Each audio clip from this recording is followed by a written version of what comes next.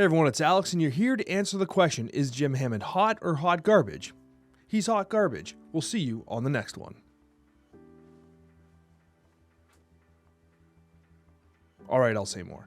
Jim Hammond is a okay card. He's not horrible, he's just not that good. And the reason for this is not because he can't put up power. He is capable of putting up some decent power.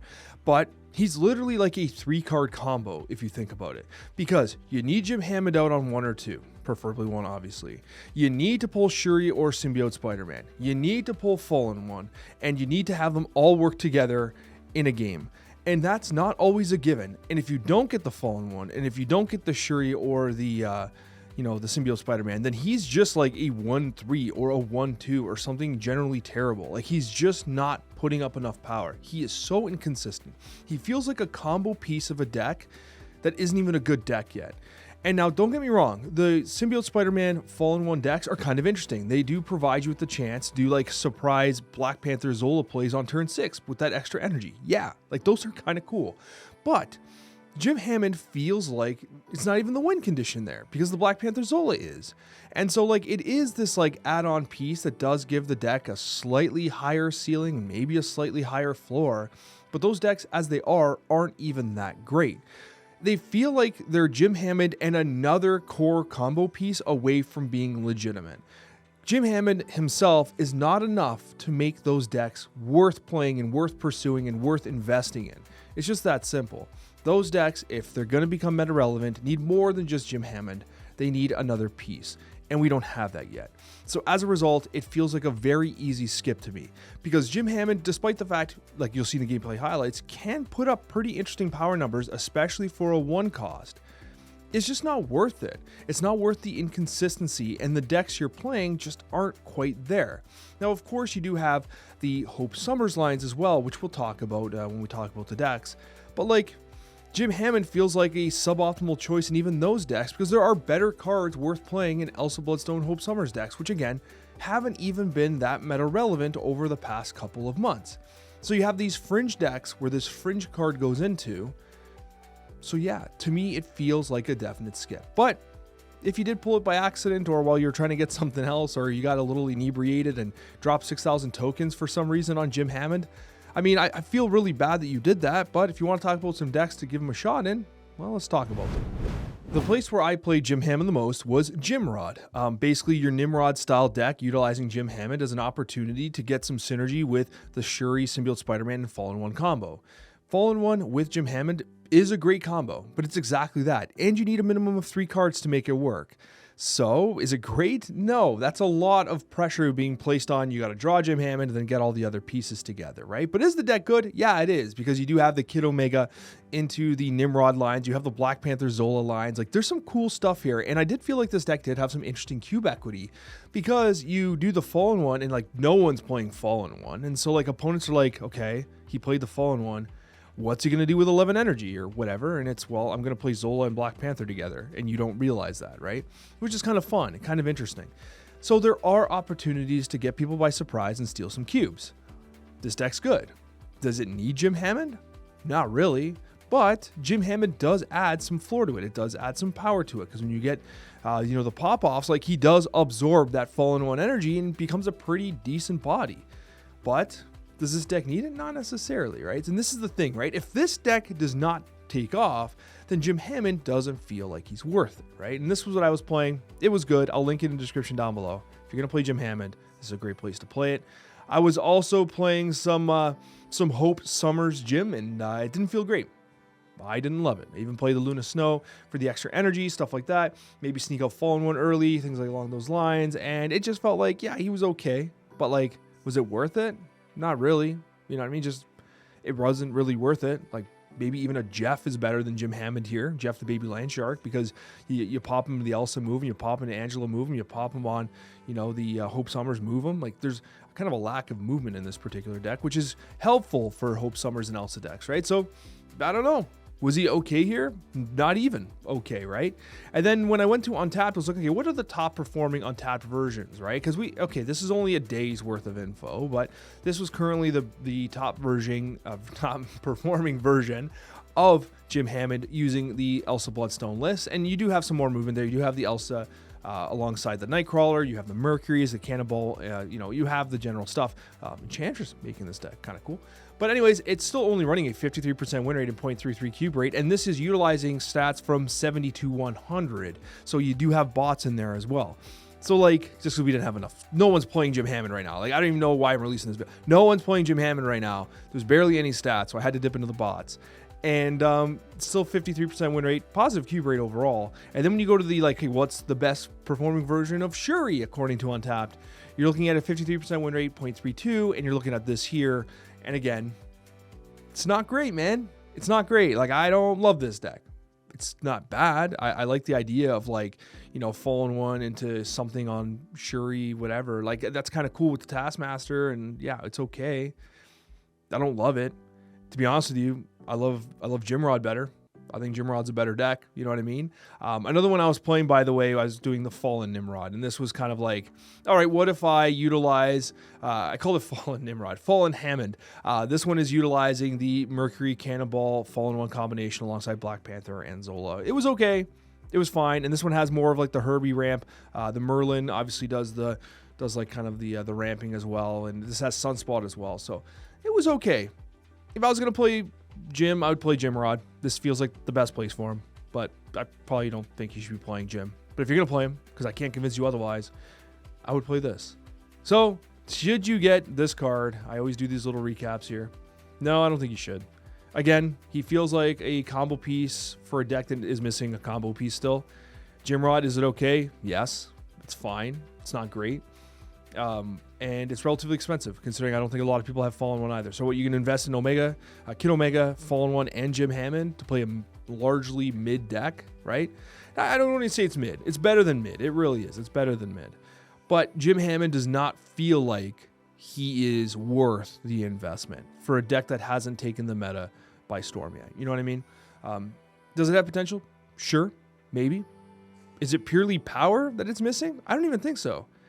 I think that maybe the text needs to be changed, or those decks and those archetypes it wants to go in, it needs another supporting character to really push them to the forefront of the meta. And when that happens, maybe then he's going to be worth it.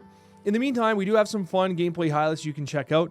They were really fun to record, fun to play. And of course, if you're not subscribed, consider hitting subscribe, hit the like button while you're there. And of course, we do record these on Twitch, so join us on Twitch TV for some fun when you have a chance. Thanks so much for watching, and I hope you enjoy these gameplay highlights. Maybe one day we'll top deck Jim Hammond. Come on, Jimothy, where are you? If we play Surge now and we top deck Jim, we can sneak him out on a turn we play something useful. Give him the... It's the first time I've used that emote, by the way. Whoa. That's a good card there, bud.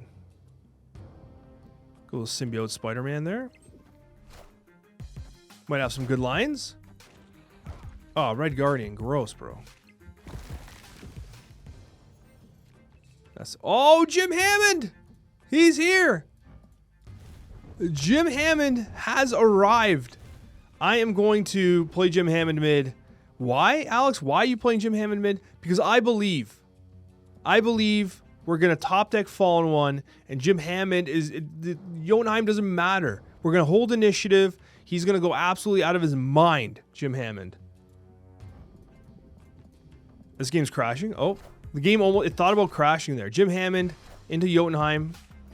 Malekith? What is this? I don't know what they're doing, bro. Look at that. Oh, Yggdrasil. And we did it. We did it. We got the Jim Hammond Fallen One line. I'm not going to snap, because if I do, it'll literally ruin everything. They'll retreat. We're going all in on Jim Hammond carry. I could play Black Panther, because we're going to top deck Zola. But no, we're going to go Jim Hammond Fallen One, because that's what real gamers do. It might be afflict. Well, they can afflict Jim Hammond as much as they want. He's going to pop the hell off. Do we finally have a Jim Hammond example with Fallen One? We've been playing him for like an hour and a half. Just miserable games. Let's see it. Let's see it. We got the energy, man. There's Kang. What's this? Oh my gosh. They're like, no, you're not allowed to have Jim Hammond in Jotunheim. It is not allowed. Jim Hammond pop. Jim Hammond's a big boy. Look at that. Jimothy Hammond. Massive. And now we have options. What I think I'm going to do is we have 14. Listen, he is now 11 power, and that's after getting hit by Jotunheim. I mean, he got hit by Yggdrasil as well, so I guess it's... So Jimothy's big. He's a chunky boy. I think what you do is you Black Panther into Zola, right? Doubles. And then, I mean, we're not getting the Nimrod here. So, and then we just destroy Jimothy because F him, right? This is correct. I'm going to destroy Black Panther simply because I hate Jim. Jim, I don't even want you on the field of play. I don't want you there. So Venom's going to chomp you.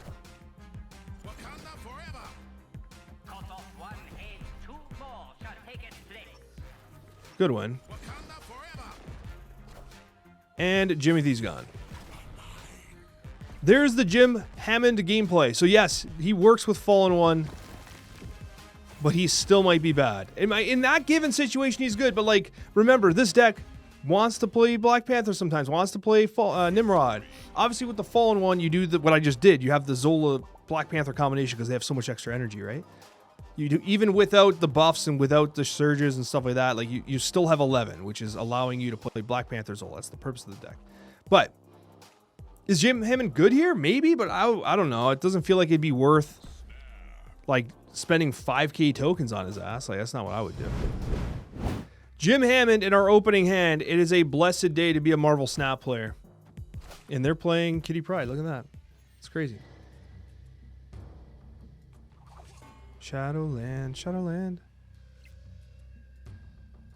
I think we just go Herbie here. We do have the Fallen One.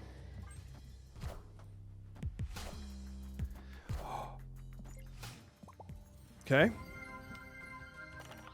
We were playing that deck before, actually. Sandbar is mad cringe considering our Merlin desires. There's a lot going on in chat here. As Virtual Horizon comes in with the Prime, Super Tech God comes in with the Tier 1. Happy new card day, my friend. Amazing pod with Ryan. Oh, dude, you're literally the best, man. You're far too kind. It's so easy to love Super Tech God because he's so damn lovable. Super Tech God, you absolute beauty. Thank you so much, buddy. Thank you from the bottom of my heart. And we also had, man, we got so much. Hype Train just got started too. Jeez, you guys are going wild on me here. I'm just trying to play some Marvel Snap. We didn't get any of the Fallen One interactions going here. Oh, sick. It's a ninja top deck. That's exciting. Do I unreversal presence this? Probably. I can gain +2 energy this next turn. Hold on. I gain +2 energy, right? That allows me to play Merlin plus whatever. Also, Human Torch goes off. +2 energy, Omniversal Presence. No. Black Panther, then Omniversal Presence. In case we get some silly shenanigans. If this is going to be Shuri's Lab, I'm going to cry, though. I'll be honest with you. Bruh.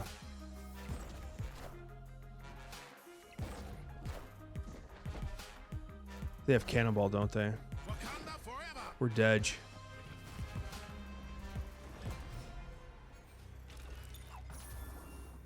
They're going to move this, punt this with Cannonball.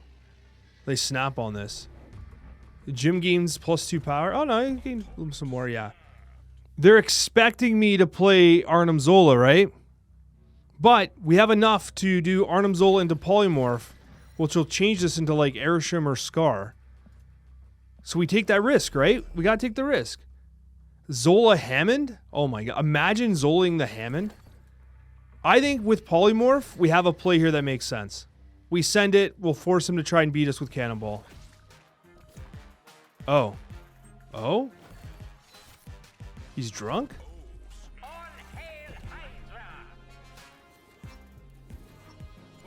What? I was expecting him to Cannonball mid. Like, you've got to read that I'm gonna... Oh, that's cringe. Yeah, I can't believe that. I should have snapped back if that was his play. That's crazy. I assumed that, like, he read that as he's gonna play Arnim Zola.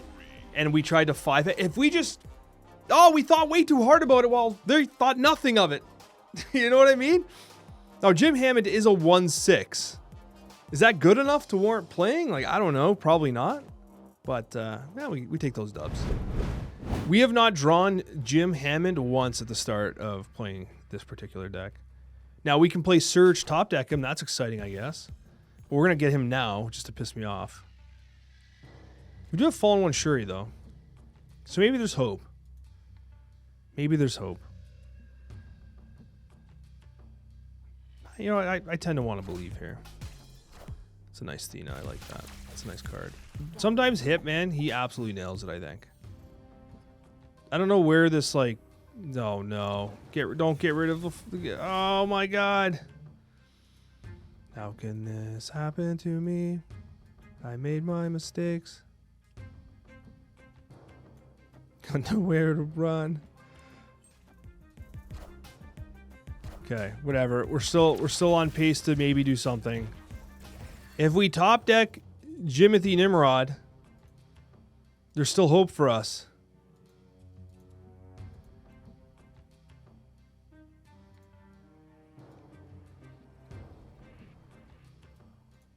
We never Shuri Black Panther, though.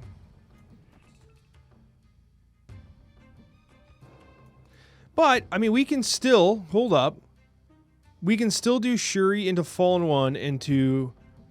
Like, we still have options. We don't need to play Black Panther. I know you want to. Like, part of you wants to play Black Panther right now. But we don't need to. We can play Fallen 1. It gives us ample power. We're going to have more than 10 energy with the Shuri play. Let's just chill. Let's just chill for a sec. I'm not going to tilt out. You're not going to tilt out. Everyone just chill for a sec. We'll be okay. All right, we'll be okay. I could even Nimrod this guy, or Omega this guy right now, but let's just forget about that. Let's just keep the power there. It's fine. But we still have a play. And it may not be inherently obvious what the play is either, right? Because you're not seeing much Fallen 1, so they're not going to respect that, like, I'm going to throw 24 power in either lane, right? They don't really see that. They don't see it.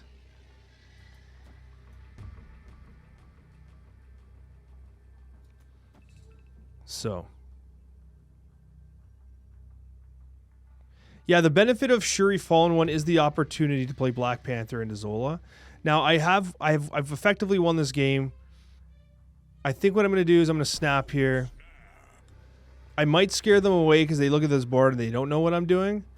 But Black Panther Zola is a pretty confident play here, especially since they already popped their Juggernaut.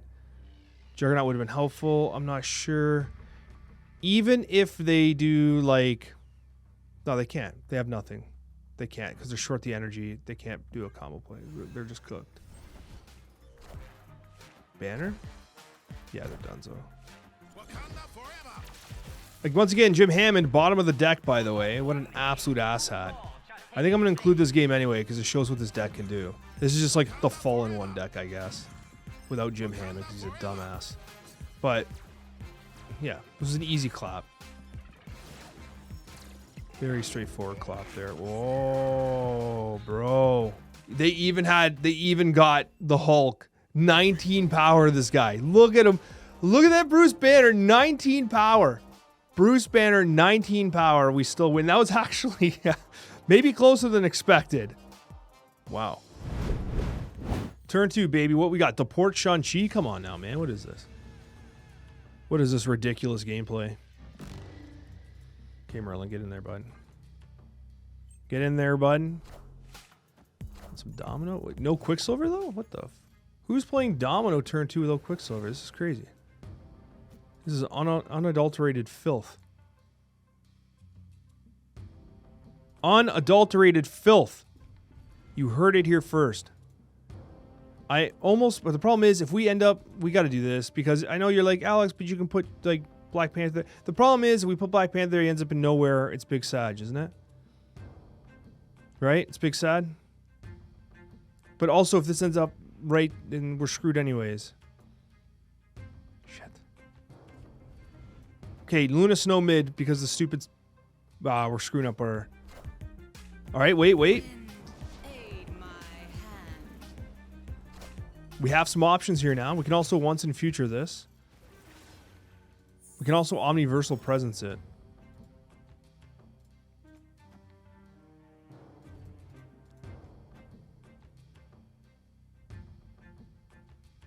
What do they play here that's better than the sunspot being juiced into?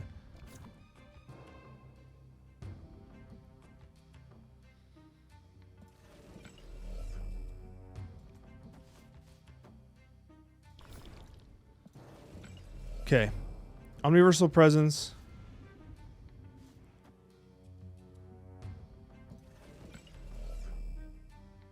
Once in future, omniversal presence, sunspot, Mercury.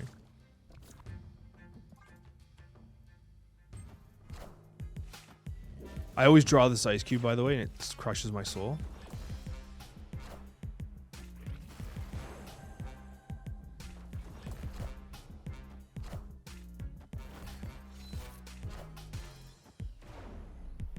Ooh, it's a blink deck, man. I'm all for this. Bro, I'm not mad at them. That's sick. I'm glad they're doing some cool stuff. I'm happy with that, man. I can't be upset at a gamer who games. I mean, I can just demolish their ass. That's also my prerogative. But I will tell you, I got no issues with them doing some sensual gameplay. Could also consider playing Cannonball right or left and then Arnim Zoling. That'd be kind of funny, but it doesn't do anything mid anyways. I think we gotta destroy this G-Man right now. I don't think we snap, but let's just pump.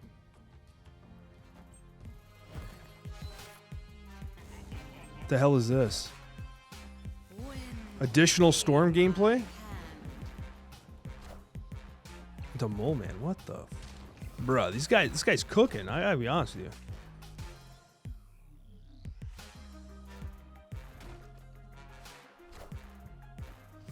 God, I'm impressed, bro. So many polymorphs. Nice.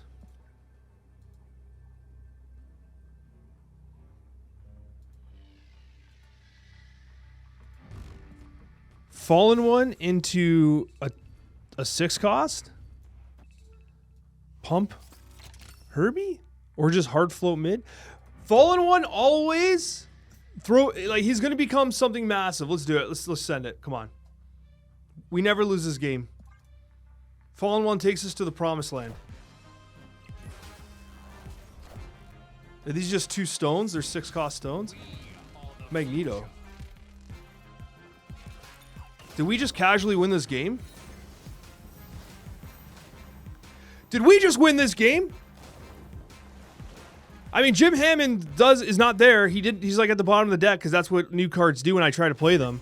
But damn it, if I'm not going to put this video this game in the video. This is a cool game, man. We actually got that dub. Hell yeah. This was a fun one.